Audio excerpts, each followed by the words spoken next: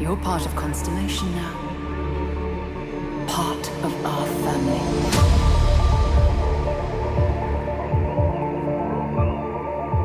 I'll follow you from here on out, Captain.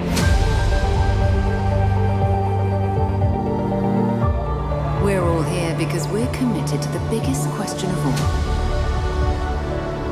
What's out there? Grab jump is ready. I love this part.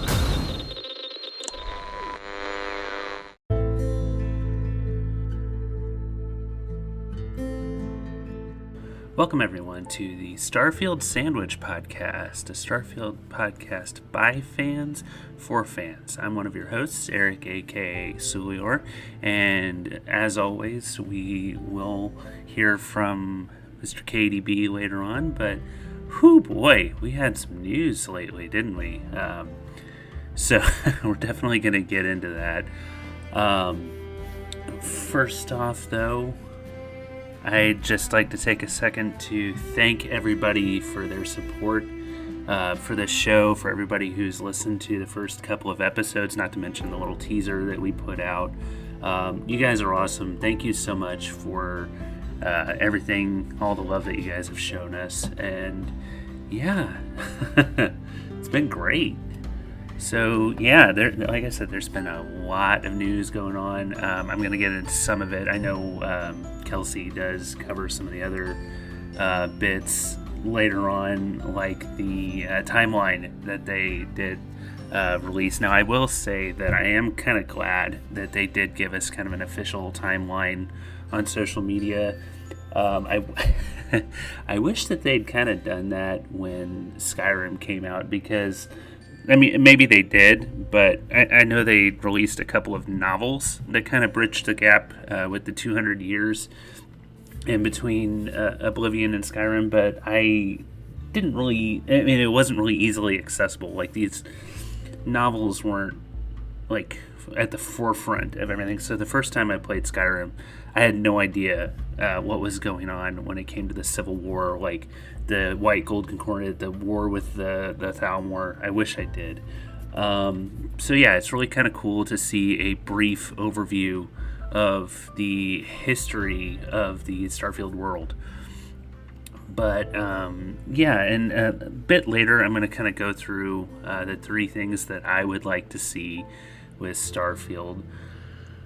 Also, Starfield is ready to be preloaded if you haven't already with Xbox. Sorry, PlayStation people. I know you guys are kind of upset about that. Hopefully you can play on PC. But yeah, PC people get to preload their game on the 31st of August. I've already got mine preloaded, y'all. I can't wait. I've got some custom wallpapers that I put on my kind of desktop with my Xbox. Thank you to a couple of people for helping me figure out how the hell to do that. It's really cool. Like, I've just been sitting there. I've tried launching it a few times myself. Of course, it tells me I'm too early. Whatever. I can't wait to get into this game. I'm so, like, the fact that we are able to preload it now, and a lot of my friends have gotten review codes, like people like Ken from the Chad Fallout 76 podcast, Scullyface, Shreds from the El Gato Pub. A lot of my friends are getting these codes. I'm fine with not having one. I don't need that kind of responsibility in my life. I got enough shit going on. I don't get me wrong. I'm dying to play this game, but I don't need the responsibility of having to write everything down and submit a review by the 31st. I don't need that. But congratulations to all of my friends in the community that have gotten this code. I know there's been a lot of people who are pissed that they haven't gotten one. Some big names in the community too have been ranting on social media, like targeting Bethesda for not giving them a code, saying, I've done all this shit for you and you haven't given me a code. Like, what the hell? Come on, just chill out. They are also releasing these release codes in waves. So if you haven't gotten one and you are like really kind of upset that you haven't gotten one, your time may come. Just take a breath. It's fine. And if nothing else, just enjoy the game like we all will here pretty soon. Like, it's going to be here before we know it. Alright, I'm going to get off my Abraxo box here. Anyway, other than that, we had a big dev Q&A on Discord. They answered several fan questions, 16 fan questions. I'm not going to go through them all in detail. This episode is going to be long as it is. But I am going to kind of give a brief overview of each of them. I was actually there watching live in the chat. And so the way this was set up was there was a question that was posted. And then both Will Shin and Emil Pagliarulo answered the question in real time. So they they did kind of bounce off of something the other person said. Like, I kind of combined everything that one person said into one, but they were kind of alternating sometimes. Like, somebody would say something, and then the other would kind of respond to that, even though they've already said something else. And sometimes they would kind of go back and add to a question they've already answered. But I did collect everything that was said. Now, Will Shin is the lead quest designer for Starfield, and Emil Pagliarulo is just the general lead designer. So, all right, let's go through these, and then after I go through them, I'm going to give the 3 things that I really want to see in Starfield. So the first question is, can you buy houses or property in the major cities? And Will Shin is like, yep. There's housing in different cities that players can get, and sometimes you have to purchase them, and sometimes there are rewards for specific quests. So basically things that they've done in previous Bethesda games. Now, I will also say that the last episode that we did of Tapes from the Wastes, I sat down with good friend Jessica Starr, big name in the Fallout Bethesda fan community, legend. We kind of talked about the history of player housing in Bethesda game. Well, I mean, the history of building in gaming in general, but also the history of player houses in Bethesda games specifically, even including like Elder Scrolls. So definitely go check that out. So yeah, and then, Emil was like, sure can. You can purchase a dwelling in all the major cities in the game, and there's at least one that you specifically get for completing something. So yeah, I'm definitely looking forward to seeing what types of player houses we get in Starfield and all the different major cities and planets and all that good stuff. I can only imagine the different themes that these player houses will have based on the biomes that they're in. That's going to be really cool. All right, question number 2 is, if we get the kid stuff trait, will our parents be generated based on our character's look, or are there standard parents put in place? What benefits might there be?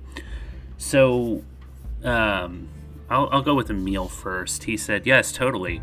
Just like we did with Fallout 3 with your dad and in Fallout 4 with your son, in Starfield, if you take the kids trait stuff, your parents will be based off of you. No spoilers, but I think fans will really appreciate the actors that we got to play for those roles. And they get so into it. It's awesome. There's a little tease there for who might be voice acting your parents. I can't wait to see who that is.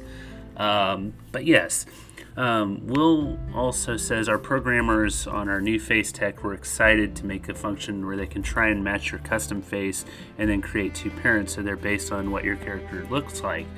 Although the specific math involved is a bit beyond me. Yeah, I get that. We also had similar tech in our previous game, so this is really cool. I mean, yeah, not just with like skin tone and things like that, but there should be specific facial features that you would think would be familial, like genetic. So we did see that a bit in Fallout 4. Not Fallout. I'm thinking of Fallout 3. We did see that a bit with Fallout 3. You're born, you're in the process of being born, and you're designing your character, and your mom says that James looks like you. I think his name was James, right, in Fallout 3. It's been a while since I played that one. I apologize. Liam Neeson's character. And then we do see it again in Fallout 4 also with Sean, where they do take certain characteristics of your character design and incorporate it into how they look. So, but yes, I'm really curious to see who the voice actors are for your parents. That's intriguing. All right, so question 3. For those of us who have never played a BGS game and will be starting with Starfield, what information should we know that will make the experience more impactful right from the start? How deep should we go into creating our character's backstory before we start playing the game? I do love how, if you have never played a Bethesda game before, you're jumping into one that's later on in the series, there are certain things that you kind of, there's some references that you might not get to things that happened in the past, but usually those things are incorporated into books. Like with Skyrim, there's a book on the Oblivion Crisis, or the Warp in the West. So you can kind of get a bit of that, but other than that, you can just kind of pick up and play and enjoy the world as it is. You don't really need to role play a character. And that's kind of what they said. Emil says that we always make games for our fans, both old and new, so you can jump in without ever having played a Bethesda title before. But we look at it, we like to look at it less as playing a game, but more like living in a universe that we created. That right there is what I love about Bethesda games. It's a game that you really feel that you can live in. It's not so much role-playing, yes, it is kind of role-playing, but it's not so much quote-unquote playing a game to just play the game. Talking about gameplay, it's a world that you experience. And so, you can role-play. That's kind of why with your characters, you don't really know a ton about your character's backstory. That's one of the things that people kind of complained about with Fallout 4 is your character was a little bit more fleshed out. That there's a military background there, and your character is voiced. That's one thing that people really complain. I didn't mind any of that so much. Honestly, I kind of forgot about the military background with Fallout 4, but it does kind of make sense. And this is why I love Bethesda games. Emil also brings up his character that he made named Mitch Dombrowski. Called him a schlub. He's a husky, good-natured space trekker, and he'll do whatever he needs to defend himself. He'll never shoot first, unlike Han Solo. That might get him some heat with Star Wars fans. Will also says that while we do start you off at the same spot, what happened to you before the game is totally up to you, and it's your headcanon. So there is a trait and background system that lets you specify more, but you can also select anonymous, so that's cool. All right, question 4. I'm kind of taking a while with these because I keep elaborating, putting in my own thoughts into this, but that's why you come here, right? Question 4. How will the smuggling cargo system work? Can we hide it somewhere on the ship and sell it for more currency later? Will says that there are certain items that are considered contraband and you'll need to smuggle them past security, and that the security is usually in orbit around major systems. Emil says there are specific items that are considered contraband, meaning they're pretty much illegal everywhere. And yes, you can hide them in special ship modules that you can purchase. So, don't get caught with those harvested organs. The economy is fixed, but prices of bought and sold goods can change based on the skills you choose.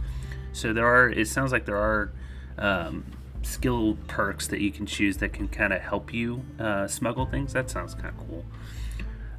Question 5, will there be a jail system if we commit crimes?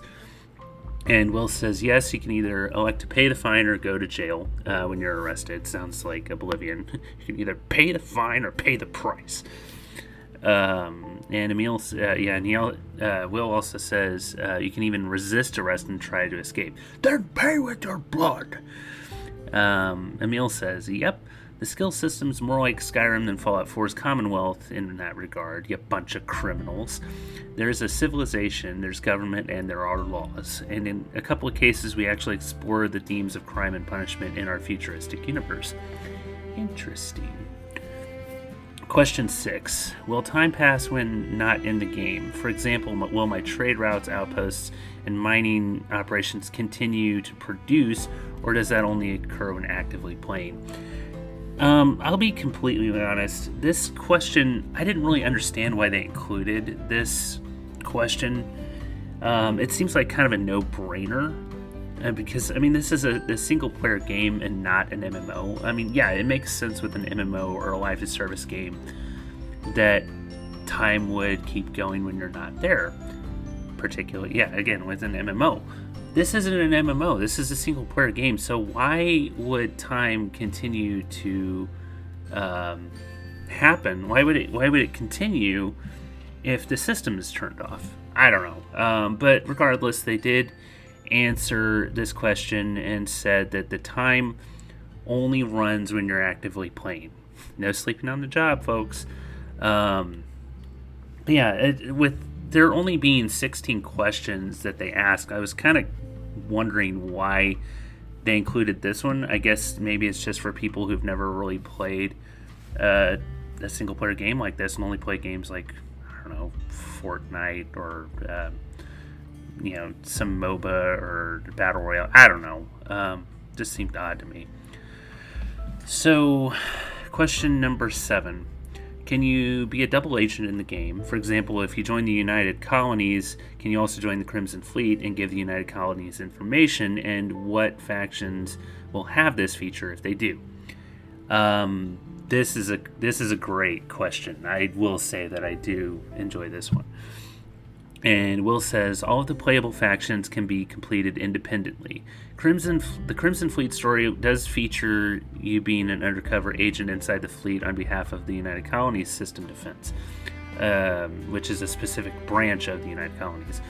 But whether you betray the fleet or the UC SysDef is a choice that you will get to make.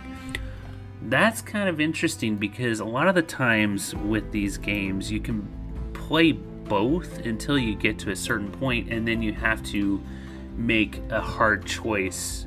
There's a threshold that you get to where you have to pick one specifically. So think Fallout 4. If you're playing Railroad, Brotherhood of Steel, and the Institute, there is a certain threshold to where you have to make a choice. But from what it sounds like, you can actually complete all of them. So that's really interesting. And Emil says, this is exactly what you can do. Infiltrate the Crimson Fleet or the UC SysDef. It's specific to that quest line. In the studio, he's been half-jokingly accused of referencing movies that some folks have never seen because he's that old. So how far will we go with it? The choice is up to us. All right, question 8. So we're about halfway through here. Depending on traits selected during the character creation, will it be possible to play through a pacifist mode? So you don't kill anyone or anything potentially. And it sounds like that's not really the case. Will says he can't guarantee that every mission can be completed in pacifist mode, but he does have a couple of systems that will. They do have a couple of systems that will help. One is the speech checks. So yeah, apparently you can talk your way out of fighting. Pretty common in these sort of games. Charisma, got to make sure that charisma levels up, folks.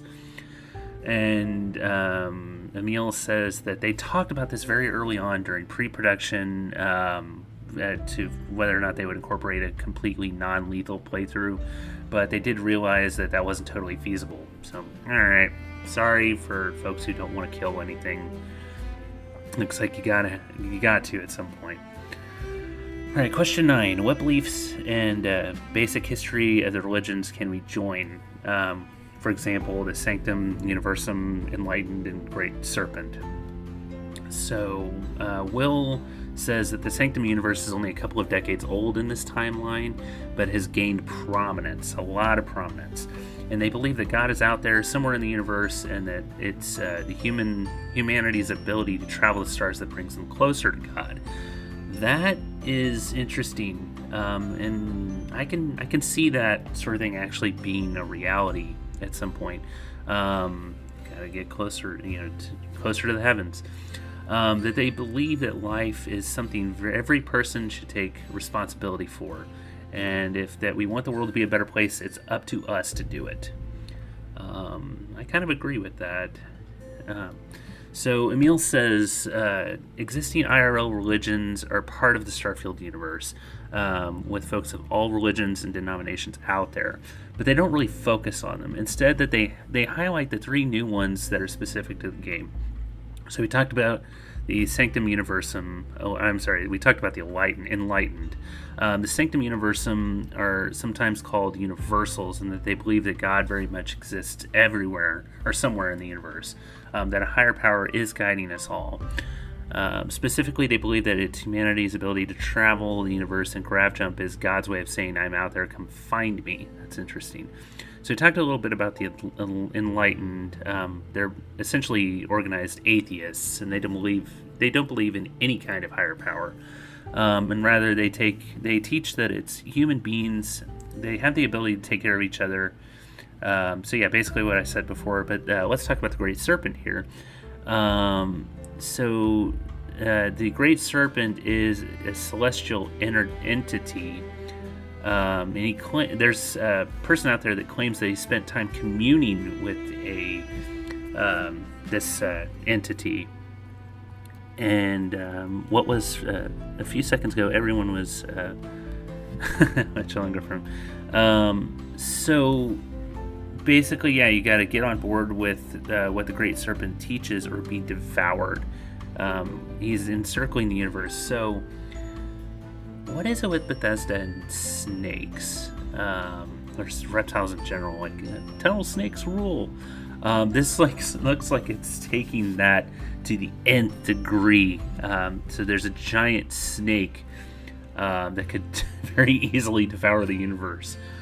I laugh, but crazier beliefs are out there. Alright, question 10. How many companions in total will we be able to recruit? And the answer is there are over 20 named characters who can join our crew, and I can't wait to meet all of them.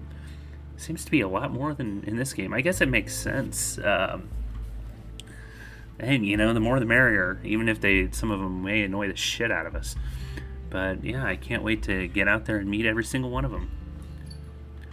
Alright, question 11. When we assign crew members to work outposts, do we have to pay them salaries? Now, this isn't something I really thought of, but it would make sense. The longer you keep somebody on, the more, you'd have to continually pay them, rather than just one lump sum, because, bills exist, whether you're in a normal society or you're out there traveling space. People could go and pick up other jobs. They could leave your crew, you would think, but that may not be the case here. But from what they said, you just pay them a lump sum. So Emil actually says that they experimented with paying salaries, but ultimately decided to just have one upfront cost. So, question 12 here. Will our companions be able to level up on their perks? Or will perks stack with ours?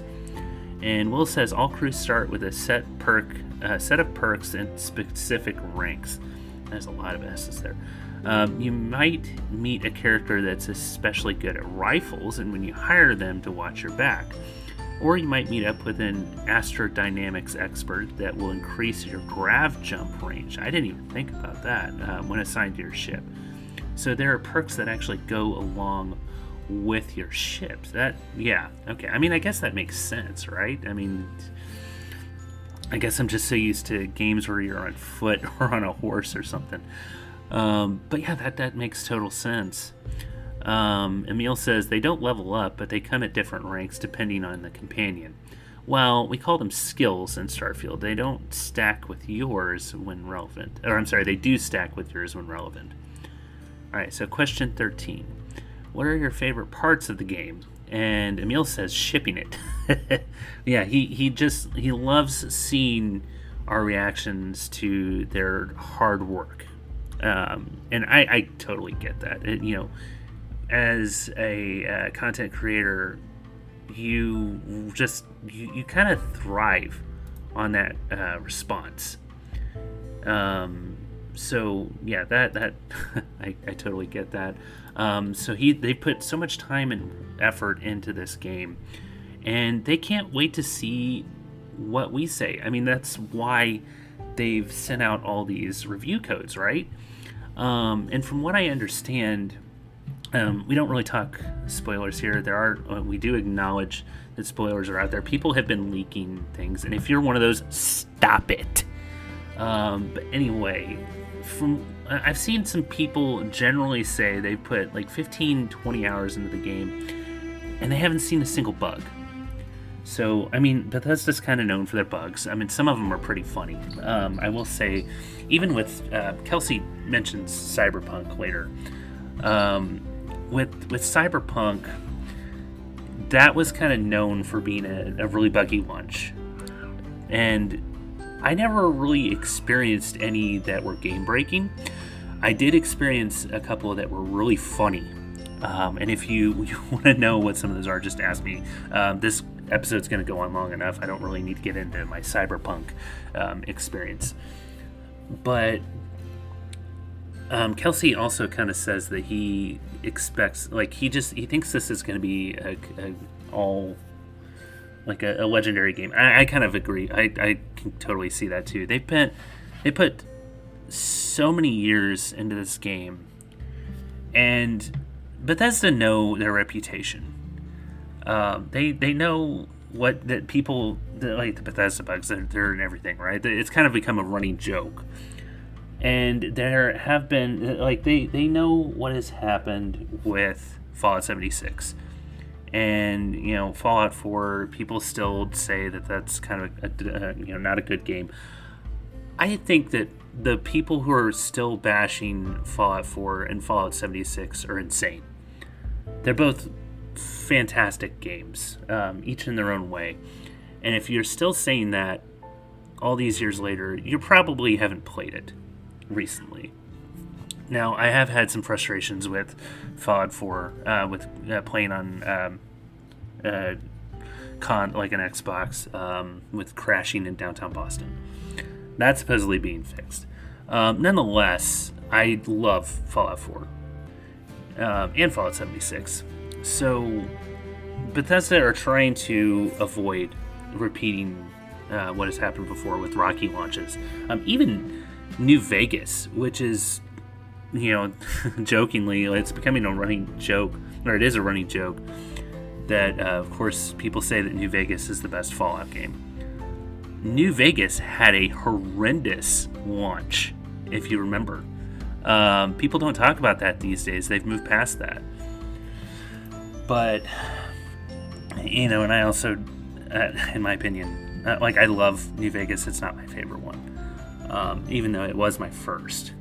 It's not my favorite Fallout these days. But, back to the question. Emil says that he loves getting the game out there. That's one of his favorite parts. But he also says he loves seeing how, just how people play. Like, he loves all the colors in the game, too. Like, he has a really soft spot for neon, and getting that city nailed down took a lot of work by a lot of different people. but it has a cyberpunk feel to it. Speaking of cyberpunk. So he thinks it's one of the best designs that they've ever done. Also the quest lines. He says that he thinks that the quest lines are some of the best that they've ever done, which says a lot. There's so many memorable quest lines in all of their games. And you know me, I'm a sucker for story and lore. I wouldn't be doing these podcasts without them. So I can't wait to see what these quest lines are. Will says that he loves finding content that he hasn't seen yet or forgotten about. Their games are so big that no one person is likely to have seen it all. That's definitely true. There's still people who haven't ever finished the main quest of Skyrim or Fallout 4. But the quests, the quests really evolve over development, and it's great to see how everyone adds to them. So, definitely looking forward to experiencing this. Question 14, what books or movies are a big influence on some of the quests? This is interesting as well. Will says he's a hardcore history nerd, so he listens to a lot of podcasts like Hardcore History and History of Rome. He says while the game is science fiction, he loves how historians can tell you about how human beings react to extreme circumstances, like war, famine, and technological breakthroughs. And you can imagine how he'd react in similar circumstances in a fictional setting like this. Emil says he's a child of the late 70s, early 80s. And he has a very fond memory of that time. So Star Wars, Battlestar Galactica, Space 1999, Buck Rogers, Battle Beyond the Stars, Ice Pirates, and let's not forget Metal Storm, the destruction of the Jiarj. I hope I pronounced that correctly. He thinks he actually saw that in 3D, but he also thinks of stuff like Arthur C. Clarke, Roger Heinlein, and films like Contact, Interstellar, 2001: A Space Odyssey, and even Event Horizon. Definitely a lot of great stuff there to draw from. In all of those examples, you realize that space is two things: a source of mystery, wonder, and terror, and also a giant blank page on which you can write any story. That is definitely true. So it's the final frontier, y'all. I mean, there's a reason why it's so intriguing, is because there's just a lot we don't know about it. So we can kind of write our own story, and definitely can't wait to do that. All right, getting close to the end here. So question 15, what are some small details in Starfield to add to the immersion? So Will says he looks closely at all of our outfits. You can see seams, materials, especially on spacesuits. Constellation members have patches on their spacesuits. I think we've all seen those. And they're tied to what skills they have. And he also loves buttons, all the buttons. I can't wait to see all the different outfits. That's one thing that I really like about Fallout 76. Just seeing all the different outfits that people wear, and I walk up and I'm like, ooh, where did you get that? Do you have a plan for that? I'd love to be able to wear that sometime. I normally walk around in my my iconic outfit in Xbox, at least, is the NCR Ranger outfit, and then I wear an Enclave beret and sunglasses. But with PC, I've got the rose suit because I'm a lover, not a fighter. Right, whatever. Anyway, but yeah, just around Halloween, I've got this like Skull Lord, like Blood Eagle outfit that looks really intimidating. The Ogwa outfit is really cool. Of course, everybody's got their iconic outfits. We all know some of the people in the community just by their outfits that they wear. So I'm really looking forward to seeing all the different outfits in Starfield. How much can you customize a spacesuit? I guess we'll find out. But anyway, Emil says that he thinks that one thing that he really loves is that although humans are living in space, their aesthetic is very much NASA punk. So it's a very lived-in universe, and you can see it everywhere. So definitely, he also says something about the sandwiches. He's like, Everybody loves the sandwiches, but it's the books lying around, the notes on the bulletin boards, the environmental storytelling that our level designers and world artists are so good at, for sure. Environmental storytelling is amazing, especially like you look around like Fallout. Just seeing some of the ways that like the dead bodies, like the skeletons and other things are set up, you have to wonder about the story, what led up to that. So like you'll go into a house and you'll see a couple of skeletons, for lack of a better phrase, spooning in bed, and you have to wonder, what was the conversation leading up to that? Or, you go, like, there's that school building right outside the vault, and you see a bunch of smaller skeletons in a jail cell, essentially. Like, number one, why does a school have a jail cell? But number two, you have to wonder, somebody had to herd all of those kids into that jail cell. In all actuality, probably because they thought they were protecting them from the outside when the bombs were dropping. And there's this story in Skyrim that I kind of always tell. Bethesda loves having you explore. That's part of what they're great at, is they want you to go out and explore and find these stories that aren't part of a specific quest that you wouldn't find otherwise. I want to say it's a lighthouse. It's not, like I said, it's not part of a storyline. You have to go and look for it. I don't remember exactly where it is, but you walk into this lighthouse and there's dead bodies. And you kind of have to get the story from journal entries. It was a family who moved into this house, and it was the dad's dream to always live by the sea. By the sea, don't you love the weather? Anyway, sorry. I won't assault your ears like that again for a while. But it was dad's dream to live by the sea, so they get this house, and the kids loathed it, from what I remember. So it's somebody keeping journals, and one by one, people, like family members, are disappearing. They're not sure what's going on, and it turns out that the house was built on, I can't remember if it was a Falmer nest or if it was a chorus nest or a spider's nest or something like that. But something was coming in the night and taking members of the family and killing them. But that's just, again, that's not something that you would know. I mean, I don't even know how many other people have come across that. That's the type of world that this company makes. It like they said, it feels lived in. Like, these people have their, like, very real lives in this fictional setting. It's what I love about this company.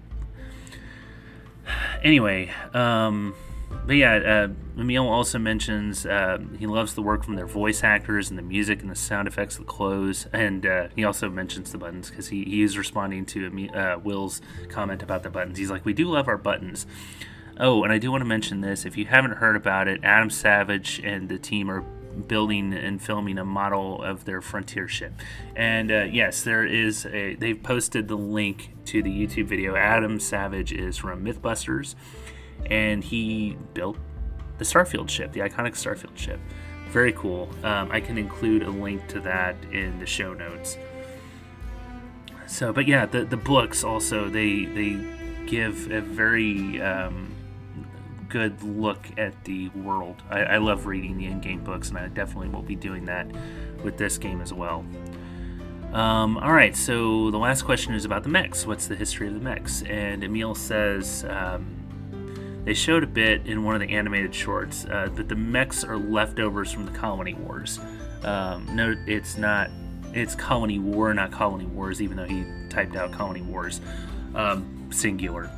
Both sides, the United Colonies and the Freestar Collective, had mechs, but the Freestar Collective really mastered them. The United Colonies had mechs too, but they relied more on controlled alien beasts from their Xeno Warfare division. Both of them were outlawed, and he's like, I'm not saying that there's an old mech battleground in the game. He's typing it, so I'll be on the lookout for that.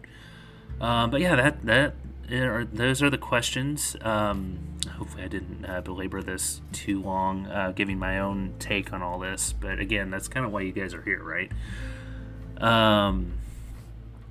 It doesn't sound like there are real mechs that we can use. But who knows? Maybe I'm misreading this. Anyway, this just got me all the more hyped for this game. I can't fucking wait for this game. And we don't have to wait for much longer. Which is why, like I said, I'm okay with not getting a review code. I'm not always the most patient person, but in this case I can be, and I'm okay with being patient. So, yeah, that leads me to my top 3 things that I hope are included at some point, if not with the release of the game, but if not down the line. I'll kind of echo with what Kelsey says about land vehicles. Or I guess not really an echo, because technically I'm saying it first. So, land vehicles. These planets, I'm not saying it has to be like the Mako from Mass Effect, but something. Unless there's a way to speed up the jetpack, make it to where you can zip across the planets really quickly. Because I'm expecting at least some of these planets, like the main planets that you visit, to be very big. Some of Mass Effect's planets are, of course, very small. But if you don't have that land vehicle, it could take a while. And, yeah, you don't really have a jetpack in the trilogy. You do kind of have one in Andromeda. So, I don't know. But even in Andromeda, you have a land vehicle. So, I mean, unless these planets are smaller than I'm thinking that they are, we'll need something. The jetpack just won't be enough. Number 2, either live aliens or proof of alien life. Either one. So, we've seen animals, but I'm talking more like sentient life. And who knows, maybe some of these are. I mean, dragons are sentient, even though they're more beasts in the Elder Scrolls world. But I just did an episode of Tamrielic Adventures on dragons. Check that out if you're interested. It's all good. So, and if we don't, they haven't come out and said alien life. I mentioned in the Tamrielic Adventures episode that I just posted, one of the questions that somebody in the ASA podcasting community asked in anticipation of this Q&A was about aliens, and they didn't answer it. And instead they answered a question about whether or not time continues in the game when the system's not on. So maybe that's something that they're holding close to the vest. But if we don't see live sentient alien life, live life, yeah, that's redundant. I hope that there's some sort of mystery. Like we'll come across remains of aliens that maybe we can solve a mystery as to what exactly happened to them and why they aren't around anymore if they're not. Something like that. I really hope that this is included somehow. Because I mean I'm not one to say, oh, the truth is out there. But with as big as the universe is, are we really so arrogant to think that there isn't at least the possibility of some other life out there? You know, just, I don't know, that's my take. And with number 3, I think this kind of goes along with something Kelsey said as well, or will say, that I do hope that we can control the flight in some way. I like with maybe not specifically with No Man's Sky, but not just a takeoff and a landing. You're at your destination. Ooh, ah. I mean, they've shown that there's space battles, and I hope that we can control the flight at least give us the option. Maybe flying however far in space can be tedious. So at least give us the option to either have autopilot or actually control the ship. I think that's really about it. This is going to be a really long episode, but then again, we haven't done an episode in a bit, so hopefully this will hold y'all over until the release. But there's other things that I'd like to see as well. I'd like to see a little bit more with settlement building or the outposts and the ships. They've said that that's late game, and I guess that kind of makes sense because you have to gather materials to be able to build some of this stuff. But I hope that outposts are detailed. I've heard that they're just modules. I really hope that that's not the case, and that we can put some details into this building. I mean, they've seen all the things that we've done with Fallout 76, all of the creative camps that people have made. It's insane. I said this on the last episode of Tapes from the Waste, but a lot of these things I can't even think something up that's that creative, let alone go to the lengths to build some of these crazy detailed camps and creative camps that people have made. I hope that they can incorporate that into Starfield. It'd be kind of a crime if the outposts were just these little, generic modules. Oh, here's your kitchen, here's your living room, here's your bedroom. Come on, give us a little bit more than that. Same with ships, and they've said that ships are late game as well. But I really think that it could be something like Automatron, to where you go through and you loot a ship that you've had a battle with, and then you'll get a part that you can incorporate into your own fleet. I don't know. That's just kind of what I'm hoping for, or my idea for what it could be. But you know what? We'll find out here in a couple weeks. So I'm going to turn this over to Kelsey, and I'll be back at the end to wrap everything up.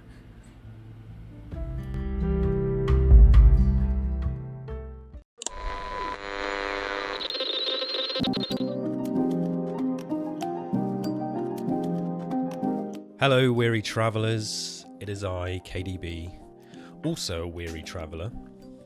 I'm recording this on a Friday after a long week at work.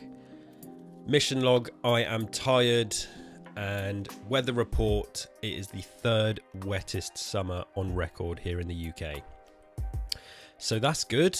Yeah, I just read earlier that we are due half a month's worth of rainfall in a single day today. It is the 18th of August. We're deep into summer, and honestly, it feels like October. So yeah, that's good. Summer has been not very summery. If you hear me on my other shows, you know that I love to check in about the weather.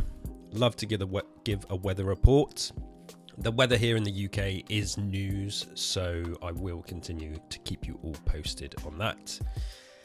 Anyway, Starfield Sandwich, we're here with episode 3. I know it's been a little while since episode 2. You know, those first 2 episodes were very much just us getting started and laying the groundwork for, the lead up to the game, for when the game finally arrives, when we can really get into things. So yeah, I hope you've enjoyed the first 2 episodes. If you haven't heard them yet, go and listen. Hear our thoughts, hear our hype, get hyped with us. But now, here we are, we're almost there. It's 2 weeks away from early access as I record this. I will be playing on Friday, September the 1st. So, yeah, with Game Pass, you can do the thing where you can just pay, I think it's like 30 quid, you pay, and then you get the early access, instead of paying 100 where you buy the whole game. So, yeah. So, I'll be doing that. I hope you'll be joining us as well. As of yesterday, I've seen that all the reviewers and content creators that I follow, they've all confirmed that they now have the game, and they're all playing it and they're reviewing it. And I gotta be honest, like, this stuff doesn't usually ever bother me. Like, so I have a pal, Sai from the First Aid Spray podcast. Sai, she also works for What Culture, and yeah, I can say this, yeah, because she already confirmed it herself. But Sai got a Resident Evil 4 remake early. I think was playing it like 2 weeks early, and yeah, I knew that. And I was just really excited and happy for Sai. It felt like, yeah, you completely deserve this. That's awesome. I can't wait to play the game. So that's one scenario. And then now here I am in another scenario with Starfield, and I see everyone playing it and I'm not happy. I am jealous. I'm stamping my feet. I'm green with envy. Pretty much all of my trusted and loved content creators that I follow and trust their opinions, they're all playing this game. And I know it's only 2 weeks away, but I really want to be playing it. And it's kind of like the first time in my life I've been genuinely affected by the fact that I don't have the game. This is some of the biggest FOMO that I've ever had. I mentioned it before on the previous episodes. I feel like this is the type of game I've been waiting my entire life to play, which sounds, I know that sounds ridiculous. I know it does. It sounds hyperbolic, but no, sci-fi is my thing. And there's a few points in my life where gaming kind of changed things for me. One of them was Resident Evil, where it really, Resident Evil was very much like more like playing a movie. I don't want, that's maybe a bad way to put it, but Resident Evil, those original Resident Evils took me from thinking that video games are just toys that I played with to, no, this is like the movies I love, and I'm playing the movie and I'm so immersed and I'm so terrified. And that's what I loved about it. Then, honestly, it wasn't until Oblivion, where gaming changed again for me, because I had Resident Evil, and Metal Gear Solid did like the movie thing as well, and I was like, yeah, these are like the movies that I love. I'm playing the movies. But then when I first played Oblivion, I was like, this isn't a toy. This isn't a movie. This is another life. I'm literally transported to another world, and I'm playing in this other world as me, as this character that I've created as me,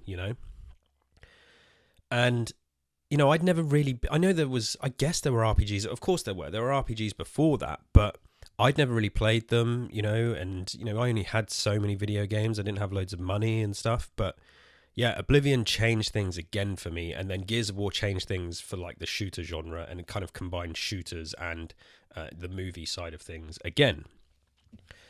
So yeah, and so since Oblivion, I've been in love with Bethesda, and then Fallout 3 just did it again. Like, I love Oblivion, I really do. I prefer Fallout 3. Like, Fallout 3 is one of my favorite games of all time.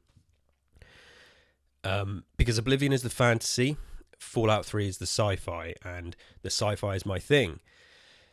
So, here we are years later, all the years of love for Bethesda and stuff, and the things that they do, through all their quirkiness as well. Some people look at Bethesda games and think they're just kind of weird. And I get that, because they are a bit weird. And, in places they're not perfect. But there's something about the magic of those Bethesda games. So now, yeah, we're a couple of weeks out. I feel like I've been waiting for this game my entire life. And I know that there's loads of people already playing it. So I'm just kind of sat here stewing, waiting for the 1st of September. Yeah, so and I've got like a lot of stuff on at work at the moment, and I have stuff on after the game releases. I have a really busy kind of schedule at the moment. I do have some days off to play the game. Yep, it's a game that I'm taking time off work to play. So yeah, I cannot wait. So anyway, yeah. With that in mind, reviewers are... So what I will say, so I know I'm rambling a bit. So today I'm going to talk about... There's been some news in the Starfield world. I'm sure Eric has touched on it and been through stuff. We had the lore timeline from Bethesda, and a couple of and some devs completed a Q&A where they revealed more information about the game.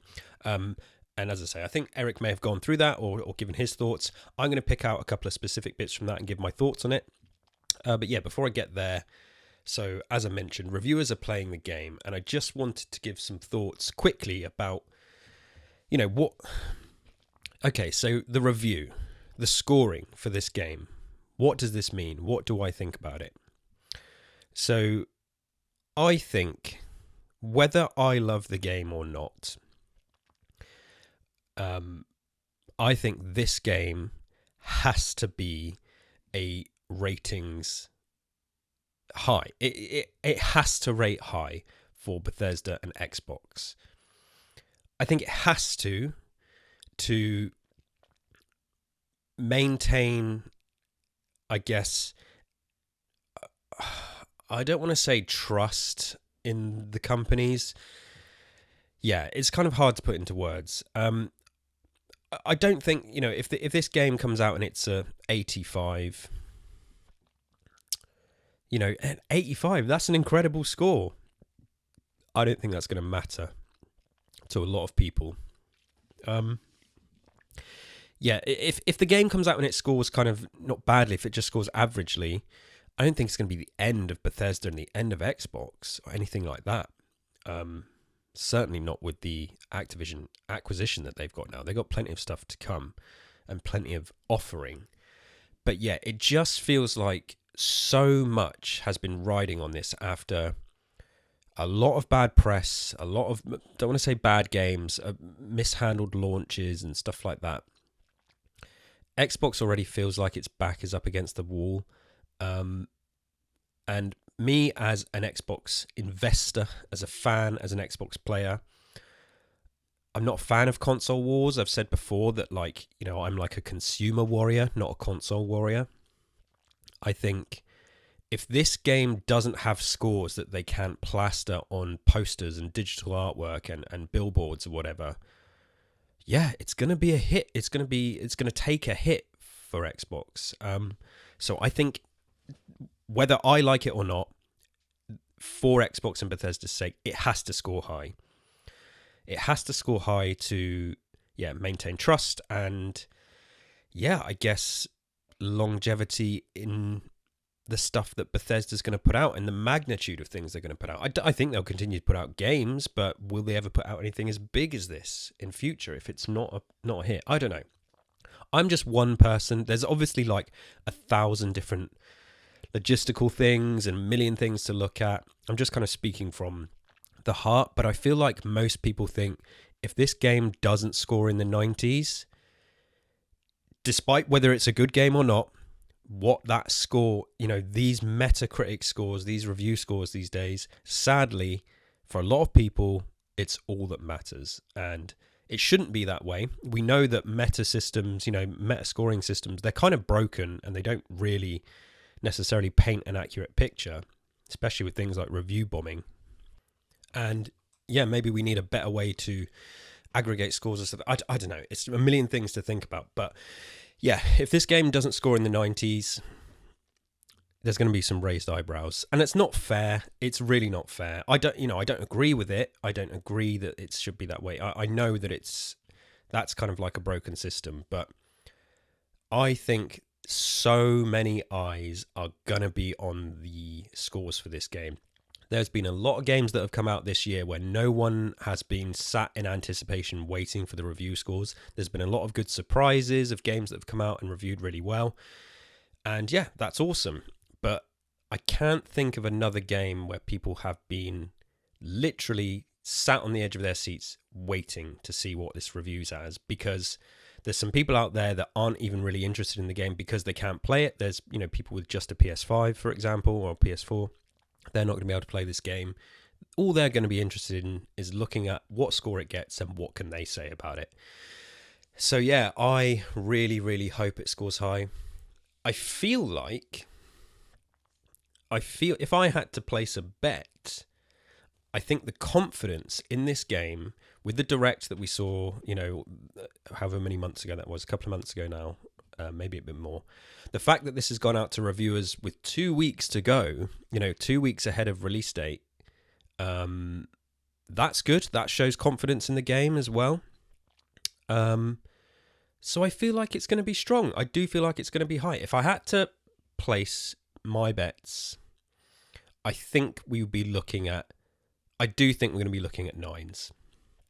I'd love to see 10s across the board, but I think we're going to be looking at 4 out of 5s, 9 out of 10s, a 90, 89, 90 score on Metacritic. I think it's going to be solid. I think too much has gone into this game for it to not be solid. I think there's going to be too much on offer. There's going to be plenty for reviewers to enjoy. So unless the game doesn't function or something like that, which, to be honest, when we have like these when games launch kind of broken and buggy and stuff, that never seems to really factor into the review scores, and it should. It absolutely should. But what's the Star Wars game? Jedi Survivor. Didn't that review like incredibly well? But yet everyone who was playing it was like, yeah, but it doesn't work. And it was kind of the same with Cyberpunk as well. Loads of people reviewed it and said, yeah, it's like a 10 out of 10 or a 9 out of 10 or whatever. And then it just didn't work. So yeah, it feels like there's lots of times where the technical stuff is ignored. And should we be doing that? I've seen some people say, yeah, but it doesn't take away from the core of the game. I mean, sure, you can have that conversation and you can say, this is a good game despite frame rate issues, despite a few bugs here. And all games, generally are going to have a few bugs here and there. Bugs are fine. It doesn't destroy the experience completely. But I do think it's a consideration. You don't go to the cinema to watch a movie, and if the sound goes out of sync for a few seconds, or the audio pops or mutes, or one of the special effects isn't finished, the reviewers don't go, oh yeah, but the fact I could still see the green screen and the fact the sound went out of sync here, it doesn't matter, this is still a 10 out of 10. Like, no. That's the technical aspect is part of the experience, and with video games more so than anything else. So yeah, I think it should be considered in scores and reviews. I think Bethesda do things with games that other people don't do, so inevitably they're gonna have bugs that other people don't have because they just don't do as much as Bethesda. Todd Howard I watched an interview with him where he said his ethos is to swing for the fences, and that's what Bethesda do all the time. And evidently, when you're swinging for the fences, you're going to strike out a little bit. You're going to have some bugs. So I'm fully expecting bugs. I was just playing Fallout 76 yesterday or the day before. I got a couple of bugs while I was playing it. But for me, like, I'm just kind of not numb to this, but I wouldn't tell someone that it's, oh yeah, the game runs perfectly, like, technically it's like masterful, because it's not. But I would then say, but that doesn't mean the game isn't enjoyable, because it is. But I would say, oh, if you're worried about, enemies popping in and out, or maybe dragging across, or the legs not moving sometimes, which is what happens, if that's going to ruin your experience, then yeah, you might not want to play this game. But anyway, yeah, we could talk about it all day. We could do a whole episode on this stuff, but I'm going to move on. I'm going to get to my thoughts on some of the news. Before I do that, there is another thing I just wanted to quickly touch on. This is something that's been on my mind in light of the release of another huge game recently, and I guess this is kind of connected to the whole idea of review scores and game quality and stuff. So, and that game is Baldur's Gate. Baldur's Gate 3, to be specific. I'm sure, unless you're living under a rock, you will have seen it's come out. It's done incredibly well, great review scores, everyone says they love it, it's delivering everything they want for an RPG and stuff like that. Yeah, huge love and praise, and it looks awesome. I would love to play it. There's currently no Xbox release date. It is coming at some point. I know they're having technical issues with the Series S and getting split screen to work on the Series S. As far as I'm concerned, can that on the Series S? It's kind of wild to me that Xbox would stick to their guns with something like this. The rules can change. I think if this is the reason, and I think it is, it's what the devs have said, they're having trouble making the split screen work on Series S. Get that mode off of Series S. I'm sorry, if you've got a Series S, sorry, it's just single player. Like, deal with it. You've got the cheaper console, and I think just forcing all the Series X owners to not have access to the game because of the budget console I think that's a mistake. To be honest, I do think that's a mistake, and this is not the first time this has happened. Halo Infinite scrapped its split screen couch co-op. So what are we doing here? Are we set for this to happen more times? You know, what's Starfield not got because it has to run on the Series S? You know, maybe that frame rate mode, which I don't mind. I'm perfectly happy with 30 frames. I'm a movie guy. I love it. Some people are very upset. If it wasn't on Series S, or if it didn't have to have that parity with Series S, would the Series X have a 60 FPS mode? Who knows? So yeah, anyway, everyone's loving Baldur's Gate. I would love to play it. I will play it eventually when it comes out. But there's also been some very spicy takes out there, particularly with the narrative that games like Starfield have really got their work cut out for them, because apparently Baldur's Gate is so good and it's the true RPG that Starfield should be taking notes, and Starfield can't possibly match up to this, blah, blah, blah, blah, blah. In short, I hate this shit. I mean, I really do. I think comparison is the thief of joy at the best of times, but I think here comparing Baldur's Gate with Starfield is a pointless exercise. They share a few things in common, but for the most part they're astronomically different games. I think genre alone is enough to set them apart. One is fantasy, one is sci-fi. You know, it can be fun to say what you enjoy more personally about these games, and you know, I've said earlier already in my rambling here that I love sci-fi and prefer sci-fi. But they're quite clearly very different experiences. One is turn-based, you know, one is like third-person action. So they share, you know, they do share a few things, but they've got lots of things that are completely different. Excuse me, by the way, I'm developing another cold, which is like, you know, that's my signature these days. So yeah, they obviously, they both have story and dialogue choices, and there's a character that you built, but I don't think that's enough to say they are competitors, I suppose is the word, really. I mean, like from a business perspective, of course, they're, you know, everyone's competing with everyone. Everyone wants your time. But plenty of gamers, me included, play multiple games or play everything or play loads of different things. So I'm sure lots of people will play both just the same as lots of people will play neither. So yeah, I think there's plenty of room out there for both games to deliver a gameplay experience that pushes forward the gaming industry and doesn't shut the other down. You know, this is not the first time we've heard this kind of talking point as well. We also heard it when Elden Ring came out, and this is back when I think Starfield was due to come out last year. So Elden Ring came out, and everyone was like, whoa, you know, Starfield, back to the drawing board. Elden Ring has completely, you know, changed open world gaming. This is what it should be. This is no hand holding, no map markers and all this kind of stuff. And it's just nonsense. They're different experiences. The combat in Elden Ring is different, you know, just what you're supposed to do, the way the story is told is different. So yeah, I love Elden Ring. I love Bethesda games. You know, I love fantasy. I love sci-fi. For me, I love loads of it. You know, there's stuff I don't enjoy, of course, but everybody is always wanting to compare and point and kind of raise eyebrows, and yeah, it's just so tiring. There is too many games out there to worry about, like that. Yeah, it's like people think that we're going to run out of stuff to do and play, and it's just like, no, it's not going to happen. It doesn't matter if you prefer playing one or the other, great. There's so much choice, and you know, that's a good time to be living in for gamers. You know, this has been just 2023 alone has been a huge year for gaming. But yeah, so looking forward to playing Baldur's Gate 3 eventually when it comes out. Comparing it to Starfield is stupid. Anyway, so Starfield itself. here we are, a couple of weeks away. Marketing has been subtle, and that's a kind of whole conversation in itself. Does a game coming to Game Pass need a lot of marketing? Has the legwork already been done with the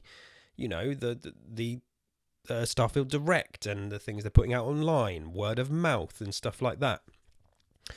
I'm going to mention Elden Ring again. It's funny because so something Bethesda usually does do is TV commercials.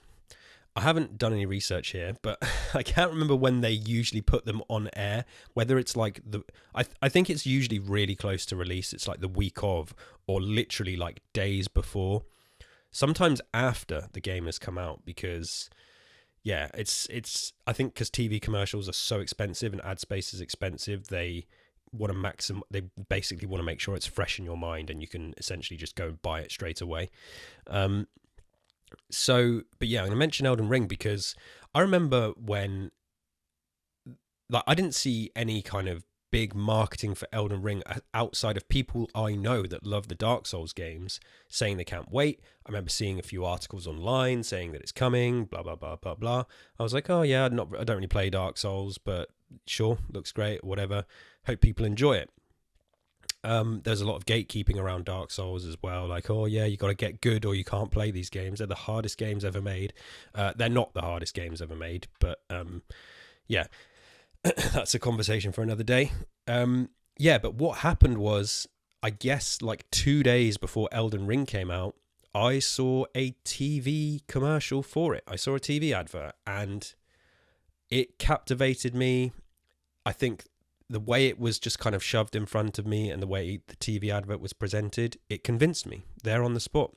It said, I think in the advert as well, from the minds of Miyazaki and George R.R. Martin, how much involvement he had obviously is up for discussion, but he was there in the marketing, and I like George R.R. Martin. I thought Game of Thrones was mostly good. And I was like, wow, yeah, this actually looks really good. Maybe I'm going to have to pick it up. And I did. And I loved Elden Ring. It's awesome. I remember the TV ad for Fallout 4 with The Wanderer playing. That, I mean, I didn't need any convincing. I was already buying Fallout 4, but seeing that TV ad, it had the Mr. Handy and stuff cutting the hedge. Seeing that TV ad, I was just like, wow, I cannot wait. I'm so excited. It just injected fresh hype into me for Fallout 4. Yeah, so TV ads work. There's been nothing for Starfield yet. There's been no posters on bus stops. There's been no billboards. So do we have any of that coming? Do they need to do it? I mean, I do worry about the average consumer in the street. Us hardcore gamers, which I presume you are if you're listening to this, we know about these games. We generally know when they're coming out because it's the bubble that we live in. But if you go and ask random person in the street, oh, what video game are you looking forward to? What are they going to say? I don't know. What's coming out? Call of Duty? Like, it's just, what are the games that are in the mind, of the public, the global zeitgeist and all that kind of stuff? I think some billboards are everywhere. I do think billboards still work. There's, some advertising is dead. And you could say TV advertising maybe is dying off because now everyone just watches stuff through the internet. I can't tell you the last time I watched network, broadcast television that wasn't a football game. And the football game I was watching was on a channel that doesn't have TV adverts. So I also have YouTube Premium, so I don't get adverts on YouTube. So getting an advert, getting a TV commercial or something in front of me is very difficult. My wife, on the other hand, she sees TV adverts a lot. I know other people that watch TV, like one of my brothers, watches loads of TV. He will see TV ads. Loads of random people on the street out there still watch TV, still listen to the radio. And lots of us are often out in the streets walking. We walk past billboards. We drive past billboards. Just in my town alone, there's like 10 billboards, There's obviously bus stops every 100 yards or whatever it is. I think big posters, billboards and bus stops are still an effective marketing tool. I do wonder if, as I said earlier, Bethesda are waiting for the scores and the reviews, because I think a big billboard for Starfield could look awesome. Do you know what would make it look a lot awesome? Loads of stars on the billboard for Starfield, and I'm talking review stars. 1 2 3 4 5 1 2 3 4 5 1 2 3 4 5, 99%, 95%. I think that's what they're waiting for. I think their finger is on the button, and they are. And their embargo is up, so the 31st of August. The game technically doesn't release until the 6th of September, so it's a week before. Early access is the 1st of September. People who are going to play early access don't need to be marketed to. We're already going to do it. Anyone out there who's umming and ahhing, Bethesda are going to wait for those review scores, commission those billboards and possibly a TV advert that weekend. Bang, everything's out there. The following week, it's in place. They've probably got the space booked already, and it's just kind of on standby. They might give it away or cut their losses. So, yeah. So I think we will see a flurry of marketing as soon as those review scores drop. I'd love to see some sooner. I'm very intrigued as to what a TV ad for Starfield would look like. Hopefully it's something a bit more than the trailer. Maybe they've got, something up their sleeve for that. A bit like the Fallout ones. Excuse my voice, my trembling voice. This cold is getting to me. So I'm sure marketing's coming soon. Obviously, we had those 3 animated shorts that came out as well. But there has been other subtle stuff. This is the news, I suppose, we're going to talk about today. As I mentioned, Eric has probably been through it. I just wanted to highlight some stuff myself. We have the Bethesda uploaded the story so far to their website, which is effectively a lore, like a canon timeline. Which starts, if you go to their website, you scroll down and have a look, it starts in the year 2050 and ends up in the year 2330, and it gives you like a play-by-play of what happens in the universe of Starfield during that time to set the scene, set the scene of a couple of 100 years, which is cool, or 300 years. And it starts, 2050, humans first arrive on Mars. By 2100, humans are living in space.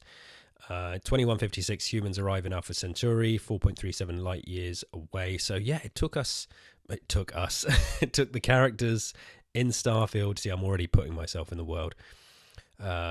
Over 100 years once we got to Mars, still another 100 years before we started traveling, really far across space.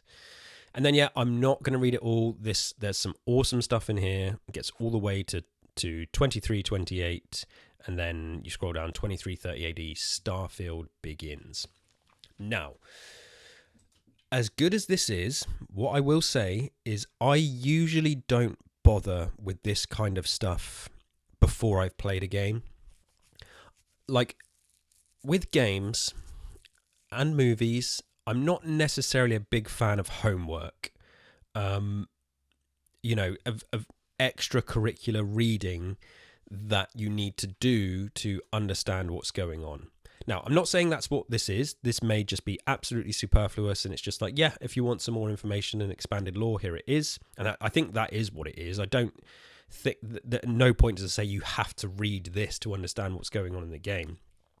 So that's cool, and that's fine. I usually don't bother with it. I watched a video of someone kind of going through this and talking about it instead of reading it myself. And because, what I would usually do is just kind of rather experience it for myself in the game and then decide if I feel it's worth my time doing that extracurricular reading. And it's definitely stuff I've done with certain games. Not very often. I usually stay very self-contained in the world. And I will read books and stuff, like I think about Gears of War and Resident Evil, they have some novels, and a lot of games do. I will read them, and that's cool. But I don't want to have to read stuff to make sure I'm understanding what's going on in the game. And as I say, I don't think that's what it is, but it is cool. It's very cool to see. Bethesda are famous for this. There's books in Skyrim, terminals in Fallout, and all this kind of stuff. Books in Oblivion that have entire histories of the worlds. I think you can even buy like like the books that are in Skyrim. I think you can buy real books of them where it kind of collates all of those stories together and the histories and stuff, which I think is awesome. So yeah, for super fans, and if you really love it, it's awesome. Go and check it out. If you want to get some backstory, it's cool that Bethesda are putting this out there. They're taking this very, very seriously. So yeah, I did watch a summary video. I haven't read through everything myself. I may come back through and read it. We may study this kind of stuff in future for a future episode of the podcast as well. And then also we had the Q&A, which just happened this week. I didn't follow it live, and I haven't read the whole thing, again, purely because I don't necessarily want to be spoiled, but for the purposes of this podcast, I did look at a summary of the Q&A to just try and get, I guess, to see if there was anything super important. And I don't think there was any real story spoilers or anything like that, but there was a few things that stood out to me. And this summary is taken from Paul Tassie's article on Forbes. And yeah, so there was a whole load of questions. It's really long, but there was a few that I picked out from this summary here, which really stuck out to me, which I just wanted to highlight and give some thoughts on. The first one here is, how deep should we go into creating characters' backstory before we start the game? And the devs answered, it's mostly about headcanon. They say there is a trait and background system, but you do not have to use it at all. Now, again, this is what I like. I think this is kind of connected to what I just said. I don't necessarily like being forced to do extra work. I've said a million times, my gaming time is limited. I like having freedom. I like filling in gaps myself. I like doing kind of what I want.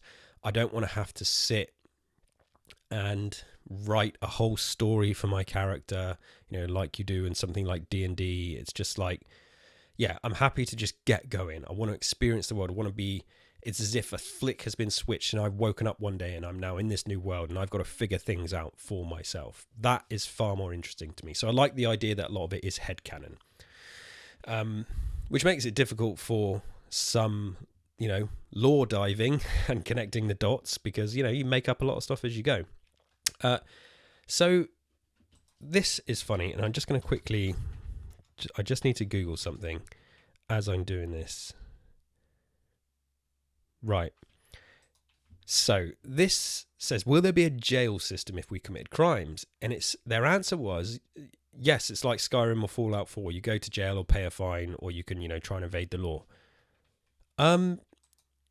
I don't ever remember going to jail in Fallout 4. Does that happen? I don't want to make myself sound like a fake Fallout fan here, but have I just been playing Fallout 4 too nicely forever? Like, I don't really terrorize people that don't need to be terrorized. I don't really commit crimes. Can you go to jail in Fallout 4? Because this is news to me. And now I kind of want to see it. And I quickly Googled, can you go to jail in Fallout 4? And I can't see anything. Crime and punishment, incarceration. No, this is a mod. There's a mod for going to jail. So yeah, that just confused me a little bit. But it sounds like, yeah, there is jail in Starfield, so a bit like Skyrim. And it was always frustrating in Skyrim. I've been to jail just to kind of see what happened, but usually I would either try and I'd just pay my way out of it if I could, because it was a hassle more than anything. So yeah.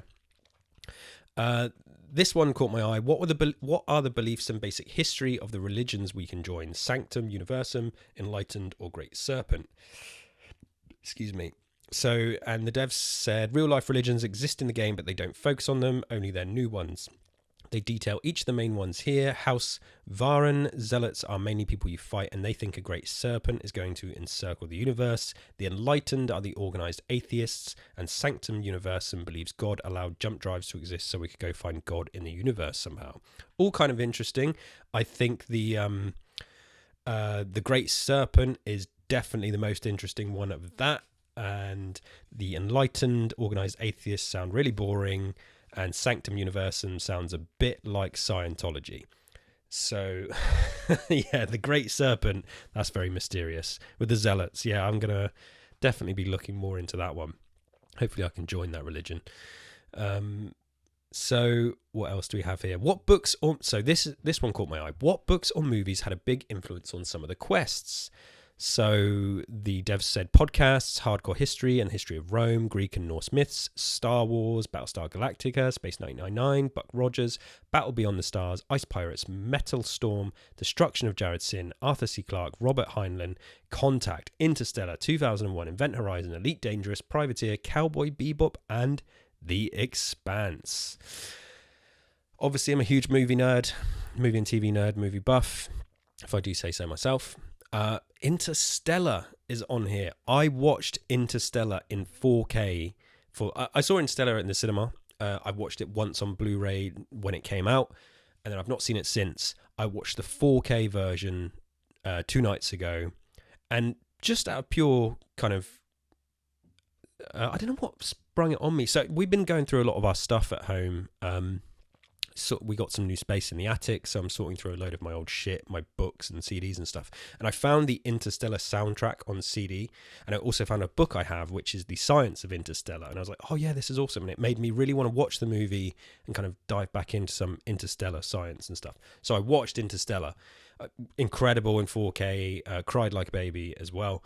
And yeah, and it's cool to know that Interstellar had some influence on Starfield in some way. I think it's an awesome movie. There's loads of awesome stuff they mentioned in there, you know, in terms of podcasts and movies and stuff. But yeah, I just wanted to drop that in. I'm definitely in Interstellar mode. It's kind of, maybe it's just like a subconscious in sync thing because I know Starfield is on the way. And I remember watching the movie, like, yeah, I've definitely had Starfield kind of pop into my mind a couple of times while I was watching the movie. So, all the themes are there. And then they also had a question here. What are some of your favourite small details in Starfield to add to the immersion? And they said books and notes lying around, voice acting, music, sound effects, clothes, ship detail, and buttons. Yeah, so this is what I'm talking about in terms of adding immersion. It's awesome that we have the story so far and all this extra reading. I'd much rather experience it within the world than go reading a timeline on a website. So that's exciting for me that they said it's some of that adding all those details. That's what we want, you know, reading the term and reading everything is difficult. Like, I'm not going to lie. I don't read everything I come across. I read what looks interesting to me. You know, I'll read a bit or I'll skim through. If something catches my eye, I will read the whole thing. Yeah, so, and it's going to be the same with Starfield, and I cannot wait. It's got all the themes that I love. I'm probably going to be reading more stuff in this game than anything before. So bring it on, is what I say. All those little details, it's, yeah, what I'm going to be wasting a lot of time doing, reading it all. And that's it for the Q&A. As I said, they asked loads of questions. Do go and check it out if you want to find out more. I'm trying to sort of peripherally, as I say, not spoil myself too much and just kind of experience it in the game. But I did check out some of the summaries there for the purposes of this podcast. I have been rambling on for like 40 minutes. So I just want to wrap up with... and this was a thing, Eric and I were going to do an episode that was what top 3 things do we want in Starfield, and we're kind of going to do a whole episode on that. So I'm not talking for another hour. I'm just going to zip through these and then hand it back to Eric, because we are, you know, it's kind of a last minute wish list, 2 weeks away, or less than 2 weeks when this episode comes out probably. And what top 3 things do I really hope are in Starfield? There's loads of things I'm glad are already in there. I'm pretty sure there's a photo mode. I'm sure we had confirmation of that. Multiple characters, hopefully, like multiple save slots. So there's a trend with some games coming out where you can only have one save slot, which I don't like. Nintendo do it a lot, which is annoying. Bethesda are usually quite good. You can have multiple characters, so I hope that's all there. But so 3 main things. One I have already mentioned on a previous episode, and this is the top of my list. I'm not going to say this is going to ruin my experience. I'll probably get used to it. But I really hope we can remove that XP counter that appears on screen. You know, I know other games have it and stuff. And like, you know, when you complete a quest and stuff and it gives you the chunk of XP, that's awesome. It's kind of unobtrusive.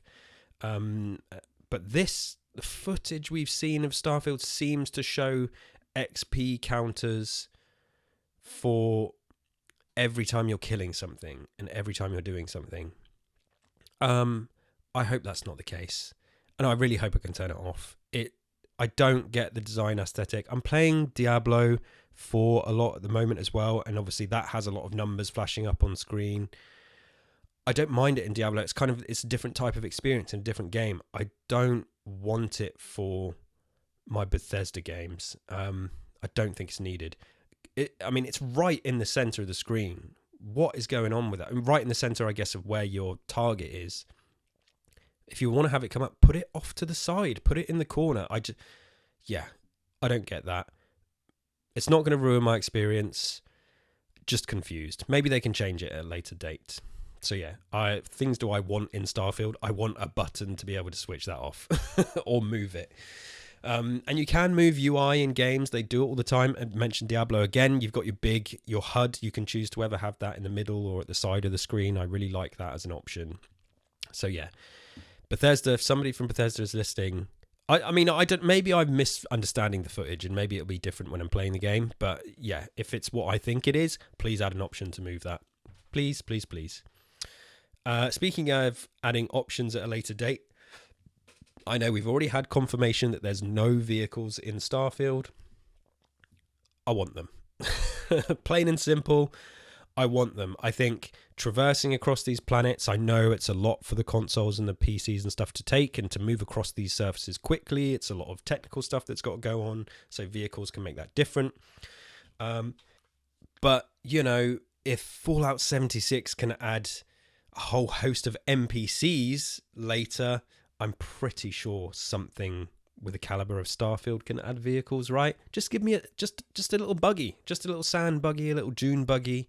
I don't need, because I think we talked about this. I think the ships, I'm not sure you can fly your ships across the terrain, right? Because it's not like No Man's Sky where you can just jump in your ship and just zoom across the planet. I don't think you can do that in Starfield. Basically, it's you use your ship to take off to go into space, and then you're in space and you can fly around, but you can't fly around on the planet, I think. Which is fine, it's fine. But give me a little dune buggy, give me a little bike or something, I don't want to have to, cause I want to be able to explore.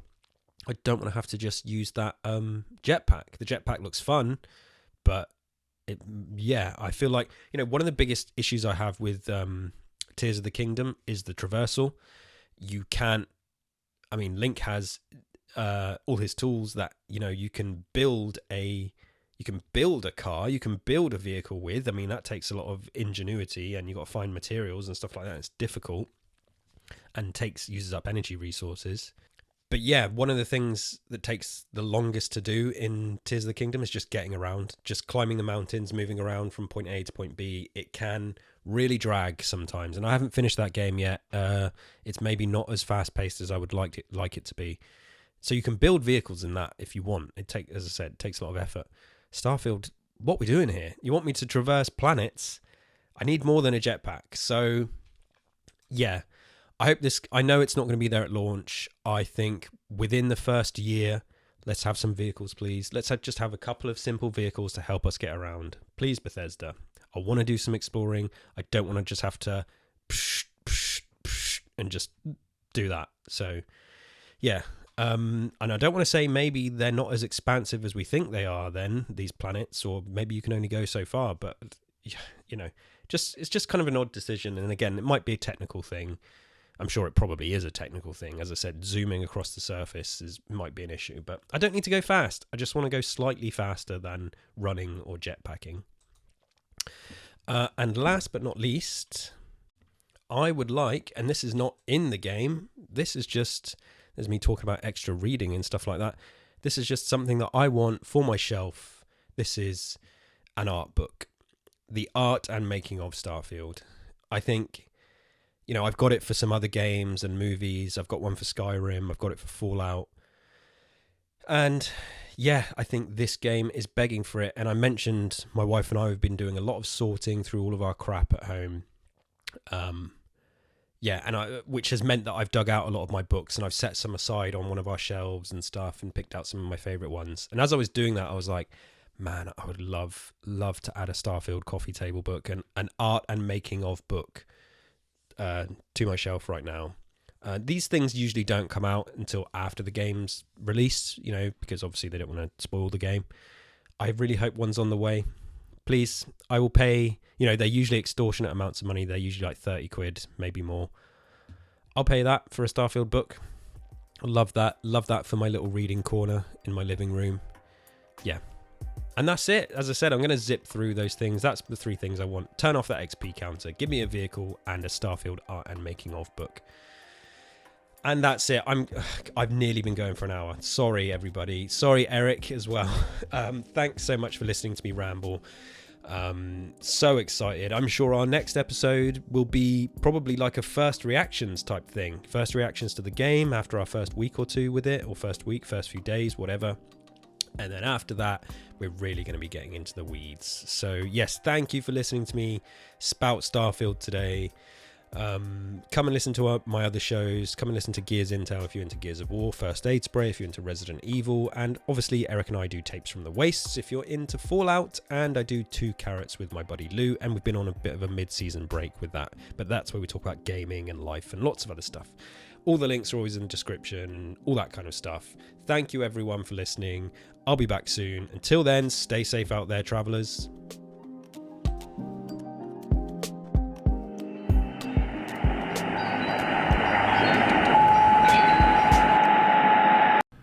Thanks, Kelsey, as always, for all that you do, not just with this show, but of course Tapes from the Wastes and everything else you're involved in. So, speaking of which, hopefully we can get together and record that episode in Nintendo here pretty soon.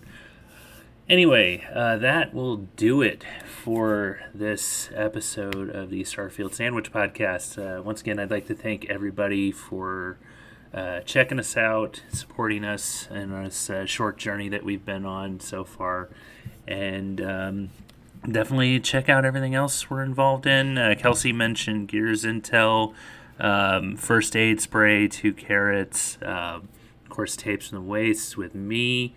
I've also got Tamrielic Adventures and the aforementioned Nintendo podcast. We're coming up on spooky season. Can't wait to do another Freddy skit. A little plug there, I guess. Anyway, if you would like to find us on social media, I know Kelsey hasn't been using Twitter as much, but his handle is K_D_B_. He's also on Threads, Instagram. You can find me on Twitter as well. I'm never going to call it X. I've been really active with my main, my personal account. It's IanGold08. I'm also on Blue Sky, and I have Threads. I don't really use it much, but I'm definitely on Instagram. But the most active that I'm on of those are Twitter and Blue Sky. So check me out on there. There's also Discord. I'm always on Discord. And yeah, that is it for this episode. So like Kelsey mentioned, the next episode that we do will probably be our initial reactions. So that we're in the final stretch, y'all. It's been a long journey, but we're finally here. So definitely come interact with us on social media. Our Twitter handle for the show is StarSandPod. There's also an Instagram page. We're not totally active on there. It's Starfield Sandwich, I believe. Give me 1 second. Let me double check that. Yes, it's Starfield Sandwich on Instagram. So that is it for this episode. So until next time, stay safe, dear traveler.